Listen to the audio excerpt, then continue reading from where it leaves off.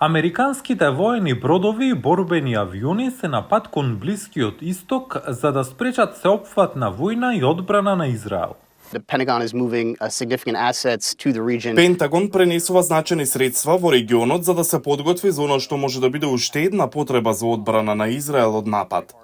Истовремено работиме многу напорно за да деескалираме ситуацијата дипломатски, бидејќи не веруваме дека регионалната војна е во нечи интерес моментално, а тоа е нешто што се обидуваме да го избегнеме од 7 октомври.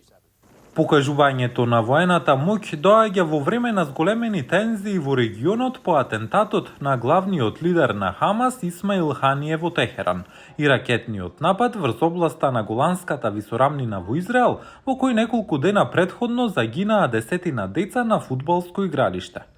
Израел ја обвини либанската милитантна група Хезболах за нападот и ги погоди, како што рече, целите на Хезболах во Либан, во кој беше убиен нивни командант. И Хамас и Хезболах се поддржани од Иран. Hezbollah's ongoing aggression. Тековната агресија и бруталните напади на Хезболах го влечат народот на Либан и на целиот Блиски Исток во поширока ескалација.